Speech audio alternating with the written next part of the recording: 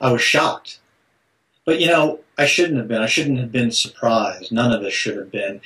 He talked about, from the moment he was elected, he talked about his being a brief papacy. Some were thinking he was talking about his age. He was 78 years old when he was elected, as opposed to his predecessor, John Paul II, who was 58 when he was elected.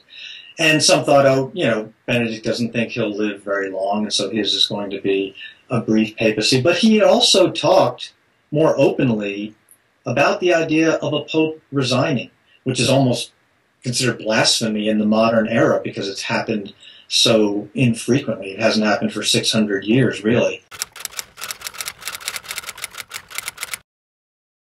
His main achievements really are, I think, in order of priority. One, the fact that he has resigned. This is an earthquake almost in terms of the papacy. This has always been a job that, ended when they carried you out feet first. It was a job for life. It was a vocation, a divine calling that you didn't give up. It was like a marriage, till death do us part. The fact that he has resigned, this kind of Nixon to China moment, this man who is the most orthodox and tradition-minded pope you can imagine, he has the credibility to, in effect, institute this kind of reform of the papacy by allowing a pope to resign and a new pope to be elected even while he's still alive. Joseph Ratzinger, when he was elected Benedict XVI, really wanted the focus to be on Christ. He didn't want it to be on the person of the pope. And in his papacy and in resigning, he has done that very effectively. And thirdly, I would say his legacy is going to be a matter of paper and ink.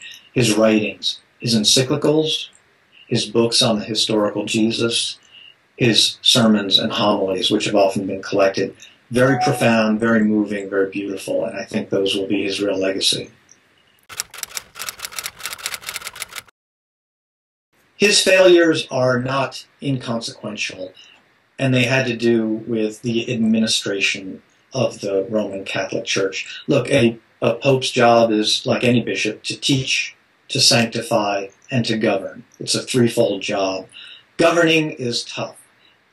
When the conclave in 2005, April 2005, was going on, and it seemed that Ratzinger could be elected pope, he went around and told his fellow cardinals, look, I am not an administrator.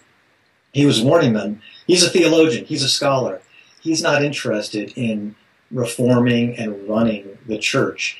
And frankly, the Roman Curia, the Pope's bureaucracy in Rome, needs a lot of reform. It needs some administrative overhaul. That's not his thing, and he really did not do that.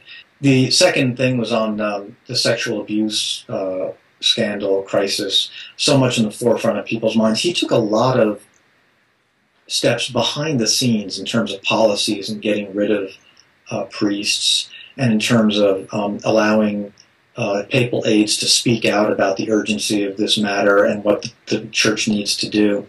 But he was not successful in holding the hierarchy to account.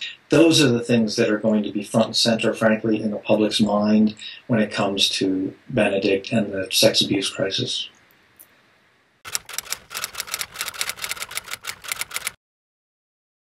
Ecumenism and interfaith relations are not a priority, were not a priority for Joseph Ratzinger, and they weren't really a priority for Benedict XVI. They were important to him, but he was so concerned with reasserting the primacy of Catholicism within Christianity and Christianity among the world's religions that he ruffled a lot of other feathers. He only reluctantly would sort of appear in the same forum as other religious leaders. So it was a very kind of problematic, I think, aspect of his papacy. I think these next few weeks are really going to be a fascinating time for the Catholic Church in the sense that you've never, in centuries, had the election of a new pope while the old pope was still alive.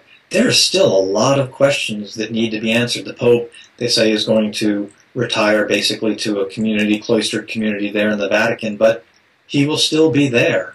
Will some people still consider him the new pope? If they don't like the next pope who's elected, are they going to say that he's illegitimate? Are there going to be more schisms following him? What's to become of Benedict's legacy and his outreach to the Latin Mass folks, things like that? It's really a fascinating time, and it will only be, some of these answers will only come when we see the next man come out on the balcony of St. Peter's Basilica when they announce Habemus Papam, we have a pope.